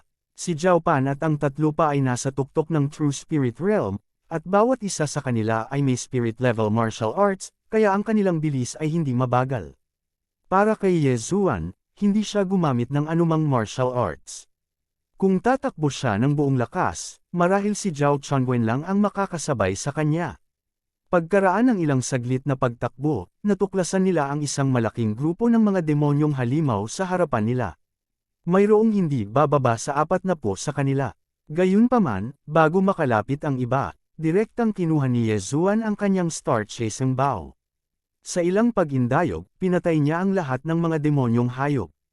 Magandang archery, hindi mapigilan ni Zhao Chongwen na purihin. Nakita niya na ang mga demonyong halimaw ay hindi bababa sa 500 metro ang layo mula sa kanila. Gayunpaman, nagawang patayin ni Ye Zuan ang mga demonyong hayop na ito ng paisa-isa mula sa 500 metro ang layo. Hindi ito isang bagay na kayang gawin ng isang ordinaryong tao. Siyempre, nagawa lang ito ni Ye Zuan salamat sa kanyang intermediate level archery talent. Sumunod sa akin ang lahat. Biglang sumigaw si Ye Zuan. Tumagilid ang kanyang katawan, at tumungo talaga siya sa kagubatan sa kaliwa. Anong ginagawa niya? Medyo nagulat si Zhao Chongwen at ang iba pa, ngunit hindi sila nagtanong at direktang sumunod sa kanya. Gayunpaman, hindi nagtagal, may natuklasan sila. Talagang iniwasan nila ang higit sa 10 grupo ng mga demonyong hayop. Amazing! Kahit ako hindi ko alam kung paano sila iiwasan. Paano mo nalaman? Sa wakas ay hindi napigilan ni Zhao Chongwen na magtanong. Ang paningin ng mamamana ay mas malawak kaysa sa ordinaryong tao. Casual na sagot ni Ye Zuan. This time, nakita na talaga ng mga mata niya. Agad na naintindihan ni Zhao Chongwen. Gayunpaman, nagligtas din ito sa kanila ng maraming oras. Mukhang nasa loob nga ang natitirang miyembro ng Beast God Sect. Sa makatuwid, hindi sila maaaring mag-antala. Paano kung ang natitirang miyembro ng Beast God Sect ay tumakas? Sinundan ng grupo ang mga yapak ni Yesuan, tumakbo pa kaliwa at kanan. Sa kanilang lakas, madali nilang maalis ang mga demonyong hayop na ito. Gayunpaman, kung umatake sila, ilalantad nila ang kanilang lokasyon. Sa oras na iyon, ang natitirang miyembro ng Beast God Sect ay magtitipon ng malaking bilang ng mga demonyong halimaw, at pagkatapos ay malalagay sila sa problema. Ang paggamit ng taktika ng dagat ng mga tao ay isang nakakatakot na bagay. Matapos iwasan ang 12 ng grupo ng mga demonyong hayop, sa wakas ay nakakita si Yesuan ng isang demonyong hayop na iba sa iba. Hindi ito isang demonyong halimaw. Isa itong espiritual na hayop. Ito ay isang flame lizard. Ang isang adult na flame lizard ay maaaring umabot sa tuktok ng true spirit realm. Bakit may napakataas na antas na espiritual na hayop sa ating Profound Sun Empire? Nakilala ito ni Zhao Chongwen sa isang sulyap. Sa Profound Sun Empire, ang mga espiritual na hayop ay medyo bihira dahil sa kakulangan ng Yuan Qi. Kahit na ang Blackwind Mountain at ang 18 mountain ranges ng Lianian ay may katulad na antas ng panganib, imposible para sa isang espiritual na hayop na maabot ang tuktok ng true spirit realm. Walang pag-aalinlangan, ito ay dapat na ginagawa ng natitirang miyembro ng Beast God Sect. Tiningnan ni Yesuan ang pulang butiki na kasing laki ng bus. Ibinuko nito ang bibig at bumuga ng apoy. At hindi niya napigil ang tumigil sa paglalakad. Baka naman ngayon ko lang naramdaman. Hindi ito espiritual na hayop. May mas malakas pa sa likod nito. Panipi, napaisip si Yesuan, at pagkatapos ay inilabas ang kanyang star-chasing bow. Sharpshooter, isang true spirit arrow ang lumipad na parang kidlat, at agad na tumagos sa katawan ng pulang butiki. Instant kill. Ito ay talagang malakas. Iyan ang kasanayang ginamit mo upang patayin ang Berserk Black Bear na maihahambing sa middle stage ng True Spirit Realm, tama ba? Hindi maiwasang magtanong ni Zhao Chongwen. Oo, tumango si Yesuan, at direktang lumipad. Itinago niya ang Flame Lizard sa lumalamon na espasyo, at pagkatapos ay nilamon ang bangkay nito. Ding! Nilamon ng host ang bangkay ng isang spiritual beast. Ang reward ay 3,000 devouring points. Ding! Dahil puno na ang 100 Beast Essence Blood Slot, hindi ito maa-upgrade bago isama ang 1,000 Beast Bloodline. Kabanata 149. Para sa panloob na core, hindi ito kinain ni Yesuan dahil alam niyang hindi siya makakalusot sa ngayon. Maaari rin niyang itago ito sa ngayon. Maaaring mas kailangan ito ni Zhao Pan kaysa sa kanya. Gayunpaman, tinansya niya na ang inner core ng isang peak true spirit realm beast ay nagkakahalaga sa pagitan ng 20,000 hanggang 40,000 devour point. Teryo na, si Zhao Chongwen at ang iba ay walang anumang pagtutol kay Yesuan na itabi ang bangkay ng demonyong hayop. Hawak ni Zhao Chongwen ang Frostlight Sword na ginawa ni Yesuan. Ito ay lubos na nagpalakas ng kanyang lakas, kaya hindi siya makipagtalo kay Yesuan. Gayunpaman, nang makita ang isang peak na True Spirit Realm Beast dito, tila napunta sila sa tamang lugar. Marahil ay makakatagpo sila ng iba pang mga espiritong hayop mamaya. Nagsimulang maging maingat ang grupo. Bagamat mayroon silang proteksyon ng kanilang True Spirits, hindi nila kakayanin ang palihim na pag-atake mula sa isang espiritong hayop. Sa sandaling ito, nakatakbo na sila sa isang lambak. Ayon sa pandaman ni Yesuan, ang aura na nagpapalpitate sa kanyang puso ay nasa maliit na lambak na ito. Sa sandaling ito, isang tawa ang biglang umalangaw sa lambak. Maligayang pagdating sa iyong libingan. Ang boses na ito ay hindi pamilyar at napaka-neutral. Hindi alam kung lalaki o babae ang boses. Sure enough, we came to the right place. Si Yesuan at ang iba ay nag-isip sa kanilang mga puso. Mga labi ng Beast God Sect, naglakas loob kang gumawa ng gulo sa aking Profound Sun Empire. Lumabas ka at mamatay, sigaw ni Zhao Pan. Little fatty, you sure talk big.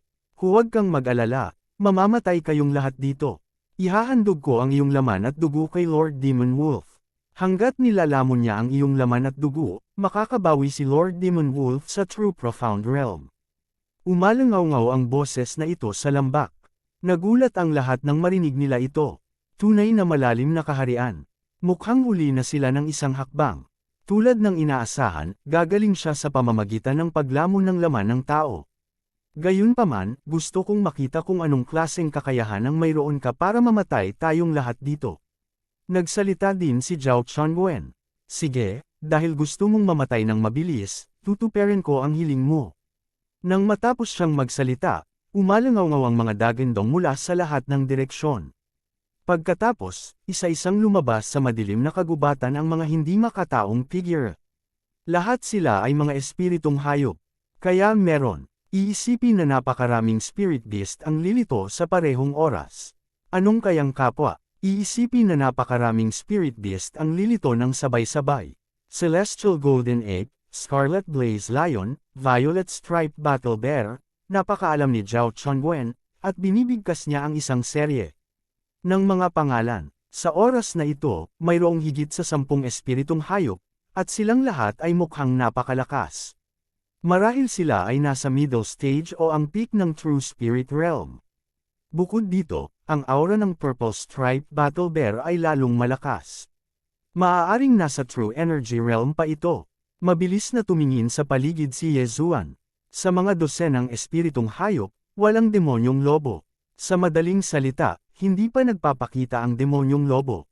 Mali ang impormasyon. Napakaraming spirit beast ang aktwal na lumitaw. Ang lakas ng demon wolf na iyon ay malamang nawala pa sa maagang yugto ng True Energy Boundary. Sabi ni Zhao Chongwen na may seryosong ekspresyon. Ngayon lang, nang binanggit ng boses ang True Profound Realm, natakot siya nito, dahil wala pang True Profound Realm expert ang Profound Sun Empire nila. Hahaha, sa tingin mo ba talaga nakuha mo ang impormasyon? Sinadya ko itong inilabas. Ang layunin ko ay ipadala ka sa iyong kamatayan. Pagkatapos ng ilang malalakas na tawa, sinabi ng boses, Lord Demon Wolf, lumabas ka na. Nandito na ang pagkain mo. Nang marinig ito ni Yezuan at ng iba pa, nanlamig ang kanilang mga mukha. Ang pangunahing tauhan ay lumalabas. Tata, ang tunog ng mga yabag ay pumasok sa pandinig ng lahat. Lumingon sila at nakita ang isang pulang dugo na figure na naglalakad palabas ng kagubatan. Isa itong demonyong lobo na may eskarlata na balahibo.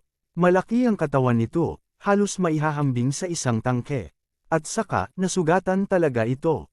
Ang buong katawan nito ay tumutulo ng dugo, at malabong makita ng isa ang nakakatakot na puting buto ng mga sugat nito. Ito ang demonyong lobo na binuhay muli ng mga labi ng Beast God Sect. Mag-ingat kayong lahat, ang spirit beast na ito ay hindi simple. I'm afraid it's at the peak of the True Energy Boundary. Buti na lang at hindi pa ito naka-recover sa kanyang peak. Pagdating ng panahon, pipigilan ko ito. Mabilis ninyong patayin ang ibang mga spirit beast. Malungkot ang mukha ni Zhao Chongwen dahil nasa maagang yugto pa lamang siya ng True Energy Boundary. Kahit na mayroon siyang mid-grade spirit weapon, magiging mahirap para sa kanya na labanan ang Blood Wolf na ito sa mahabang panahon. Sandali lang niya ito napigilan. Ngayon, naunawaan din ni Yezuan ang kabigatan ng bagay na ito. Ang isang espiritong hayop sa tuktok ng True Energy Boundary ay hindi niya kayang hawakan. Kung siya ay makalusot, iba na ang kwento. Gayunpaman, ang mga bagay sa kanyang interspatial ring ay hindi sapat para makalusot siya. Bukod dito, siya ang nagpanday ng mid-grade spirit weapon, kaya hindi niya ito malalamon. Pagkatapos, mayroon lamang isang paraan. Hahayaan niya si Zhao Chongwen na bumili ng ilang oras habang pinapatay niya ang iba pang mga espiritong hayop. Pagkatapos, susugod siya at tumulong. Ang mga espiritong hayop na nakapaligid sa kanila ay hindi mababang antas. Hanggat nakapatay siya ng iilan, makakalusot siya. Gayunpaman, natatakot siya na si Zhao Pan at ang iba pa ay hindi makayanan ang unang pag-atake, at si Zhao Chongwen ay mapatay ng lobo ng dugo. Sige, Lord Demon Wolf, mangyaring magsaya. Nang tumunog ang boses na ito, ang nakapalibot na 12-dosenang mga espiritong hayop ay umungal bago sumugod kay Yezuan at sa iba pa. Dagandong, lahat ito ay malalaking espiritong hayop. Nakakabingi ang tunog ng mga yabag nila. Go, tapusin na natin tadali. Sumigaw si Zhao Chongwen at sumugod patungo sa higanting lobo ng dugo na may hawak na frostlight sword. Inilabas din ni Yezuan ang kanyang star chasing bow. Gayunpaman, sa halip na patayin ang True Energy Boundary Purple Stripe War Bear, inatake niya ang iba pang mga spirit beast. Ito ay dahil ang bilang ng mga espiritong hayop ay lumampas sa kanilang inaasahan. Kinailangan nilang bawasan ang bilang ng mga espiritong hayop. Sharpshooter, naningkit ang mga mata ni Yezuan. Itinaas niya ang kanyang kamay at pumutok ng palaso sa pinakamalapit na Red Blaze Lion. Sa iba't ibang mga amplification, ang arrow ay bumaril na parang kidlat, na agad na tumagos sa ulo ng Red Blaze Lion. Instant kill. Gayunpaman, nang si Yezuan ay magpapaputok na ng pangalawang palaso, bigla niyang narinig ang tunog ng isang bagay na bumagsak sa hangin. Ano? Nilinga ni Yezuan ang kanyang ulo at nakita ang isang maliit na boses na mabilis na lumilipad patungo sa kanya. Itinuon niya ang kanyang paningin at nakita niyang isa itong maliit na maya na puno ng kuryente ang buong katawan. Ito rin ay isang espiritong hayop. Nagulat si Yezuan. Ang maliit na maya ay napakabilis, halos makahabol sa kanyang bilis. Gayunpaman, hindi siya umiwas. Sa halip, ipinadala niya ang kanyang tunay na espiritu at bumuo ng lotus sa paligid ng kanyang katawan. Lotus Armor. Whoosh! Isang palaso ang bumaril at tumagos sa isang rhinoceros spirit beast, agad itong pinatay. Gayunpaman, sa sandaling ito, ang maliit na maya ay sumugod na sa kanyang harapan at bumangga sa kanya. Ang ikinagulat niya ay ang maliit na maya ay bumagsak sa Lotus Armor. Pagkatapos, bigla itong nagbuga ng nakakasilaw na liwanag at nabasag ang Lotus Armor. Ang maliit na tuko nito ay tumama sa balikat ni Yezuan. Ano? Nakalusot ito. Panipi. Nagulat si Yezuan. Siya ay nasa tuktok ng True Spirit Realm. Ang kanyang spirit level martial arts ay hindi maaaring masira ng kahit na sino. Gayunpaman, ang maliit na maya na ito ay madaling nakalusot dito. Malinaw na ang maliit na maya na ito ay mas mahirap pakitunguhan kaysa sa iba pang mga espiritong hayop. Kabanata 150, muling iginuhit ni Yezuan ang kanyang pana. Akmang babarilan na niya ang munting maya, biglang nanlamig ang kanyang katawan. Ano? May paralyzing effect. Hahaha, medyo malakas ka. Siyempre papatayin muna kita. Ang neutral na boses ay nagmula sa lambak. Anong joke? Intermediate 100 Flower Bloodline, i-deactivate. Naningkit ang mga mata ni Yezuan. Makalipas ang isang segundo, nawala na ang epektong paralisado. Gayunpaman, sapat na ang isang segundong iyon para makarating sa harapan niya ang True Energy Stage Purple Stripe War Bear. Umuungol. Ang Purple Stripe Bear ay nagpahaba ng paa nito, na ilang beses na mas malaki kaysa sa mukha ni Yezuan, at bumagsak. Matagumpay ang Intermediate Fighter Bloodline Fusion. So paano kung nasa True Energy Realm ka? Magwala ka. Umungol si Yezuan. Ang kanyang tunay na espiritu ay nakabuo na ng ulo na parang lobo at tigre sa kanyang braso, at itinapon niya ito. Spiritual Level Martial Technique, Tiger Wolf Roar. Ang DevR points ni Yezuan ay kinalkula sa 10,000. Ito ay higit pa sa sapat na bumili ng Spiritual Level Martial Technique na nagkakahalaga ng ilang libong DevR points. Umuungol. Oh, dalawang magkaibang tunog ang umalangaw-ngaw. Nagtama ang kamao ni Yezuan at ang paa ng oso. Pang! Nang magbanggaan ang dalawang puwersa, libu-libong shockwaves ang gamulong. Ang kamao ni Yezuan ay talagang kapantay ng True Energy Realm Spiritual Beast, na kilala sa lakas nito. Second Level Roar, mawala ka. Naningkit ang mga mata ni Yezuan. Ang kanyang tunay na espiritu ay muling lumabas. Matapos paikutin ang braso niya ng ilang beses, bumuo pa ito ng mas malakas na puwersa. Boom! Isang malaking figure ang pinalipad. Ito ay ang True Energy Realm Purple Stripe Bear. Paano ito posible? Habang pinalipad ang Purple Stripe Bear, muling umalangaw ang neutral na boses. Ang mga spiritual beast na uri ng oso ay ang pinakamakapangyarihan sa lahat ng karaniwang nakikitang species. Gayunpaman, isang maagang yugto, na True Energy Realm Purple Stripe Bear ang ipinadala sa paglipad ng isang peak True Spirit Realm martial artist. Ito ay imposible, gayunpaman, ito ang katotohanan. Papatayin muna kita. Habang lumilipad palayo ang Purple Stripe War Bear, hinayla ni Yezuan ang kanyang star-chasing bow. Sharpshooter, mamatay ka para sa akin. Swish! Sa isang kislap ng malamig na liwanag, tumawid ito ng mahigit 10 metro sa isang iglap at tumagos sa ulo ng oso. Instant kill. Shoo! Kasabay ng pagtusok sa ulo ng Purple Striped War Bear, direktang lumipad palabas si Yezuan. Bago bumagsak sa lupa ang bangkay ng Purple Striped War Bear, inabot ni Yezuan at hinawakan ang balahibo ng Purple Striped War Bear. Lamon, nawala ang bangkay ng Purple Striped War Bear. Ding! Nilamon ng host ang bangkay ng Spirit Beast. Ang reward ay 15,000 devouring points. Ding! Nilamon ng host ang inner core ng Spiritual Beast. Ang reward ay 100,000 devouring points. Ding! Nakalusot ang host sa totoong hangganan ng elemento. Nang marinig ni Yezuan ang abiso ng system, tumaas ang kanyang layunin sa pagpatay. Ang tunay na espiritu sa kanyang katawan ay agad na nagbago sa isang mas malakas na tunay na diwa. Bago ang labanan sa Purple Striped War Bear, direkta siyang napalitan ng bagong bloodline at na-upgrade ito sa intermediate level, ang Pugilist Bloodline. Ang Pugilist Bloodline na ito ay hindi lamang makapagpapalaki ng kapangyarihan at pangunawa sa uri ng kamao na martial arts, kundi pati na rin pataasin ang bilis ng pag-atake ng isang tao. Bagamat napakamahal ng bloodline na ito, gumagastos ng 50,000 na mga puntos sa paglamon upang i-upgrade ito sa intermediate level, talagang sulit ito. Oras na para mamatay ka. Tiningnan ni Yezuan ang ilang malalaking figures sa field at biglang iginuhit ang kanyang pana. Sharpshooter, sharpshooter, sharpshooter. Matapos sumanib sa Pugilist Bloodline, ang bilis ng kamay ni Yezuan ay kahanga-hanga. Sa isang kisap mata, ilang mga espiritual na palaso ang ipinutok. Pumikit si Zhao Pan at ang iba pa at nakitang may madugong butas sa katawan ng kanilang kalaban. Sa isang iglap, 4 o 5 Spirit Beast ang napatay.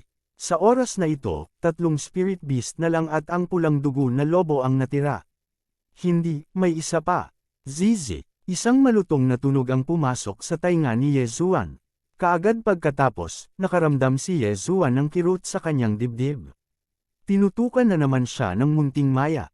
Gayunpaman, ang intermediate level 100 flower bloodline ay naalis na ang pamamanhid na epekto ng isang beses. Sa makatuwid, ang pamamanhid na epektong ito ay hindi na epektibo kay Yezuan. Ikaw munting maya, mamatay ka rin para sa akin. Napatingin si Yezuan sa maliit na maya na tumatakas sa takot at biglang iginuhit ang kanyang pana. Shoo! Fu! Ang maya, na kasing laki lamang ng palad, ay natama ng palaso at nahulog mula sa langit. Sa oras na ito, biglang sumigaw si Zhao Pan, Yezuan, huwag kang mag-alala sa amin. Tulungan mo si Uncle Wen. Ngayong nabawasan na ang pressure, 3 Spirit Beast na lang ang natitira sa tuktok ng True Spirit Realm, at sila ay nasa tuktok din ng True Spirit Realm. Sa tulong ni Zhao Pan, dapat madali itong harapin ang intermediate level na Spirit Artifact Sword. Gayunpaman, iba ito sa panig ni Zhao Chongwen.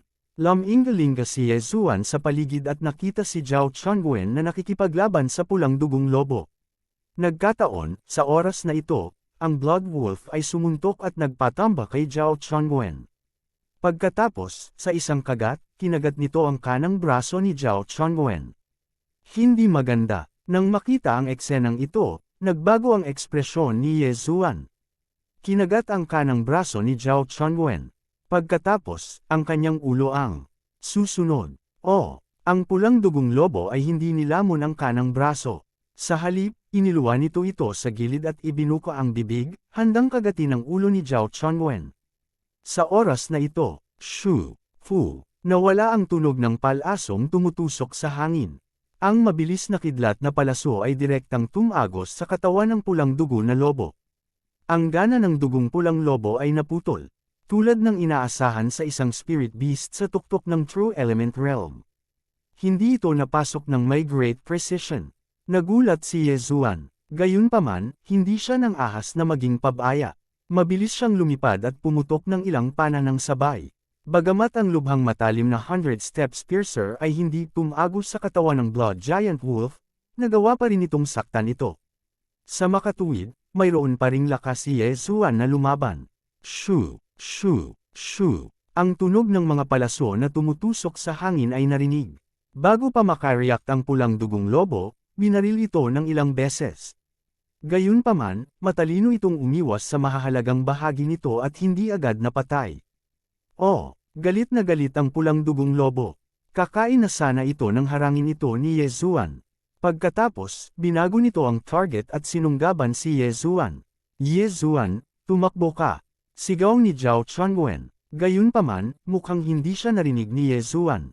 Nagkaharap ang isang lalaki at isang lobo at agad na nag-away. Sa ganoong kalayuan, ang busog at palaso ay walang silbi. Sa makatuwid, direktang kinuha ni Yezuan ang Cold Light Sword. 10,000 Flower Sword Technique, 3rd level. Habang tinutusok ni Yezuan ang kanyang espada, isang pagsabog ng espiritong enerhiya ang bumaril mula sa dulo ng Cold Light Sword. Sa isang iglap, ang enerhiya ng espirito ay nahati sa 72 sinag ng liwanag at inatake ang higanteng pulang dugong lobo. Dahil sa sobrang dami nila, agad na tinusok ang pulang dugong lobo. Nabulag pa ang isang mata nito. Magandang pagkakataon. Huminto ang pulang dugong lobo. Sinamantala ang pagkakataong ito, biglang sinuntok ni Yezuan ang noo ng lobo gamit ang kanyang kaliwang kamao. Spirit Level Martial Technique, Tiger Wolf Roar.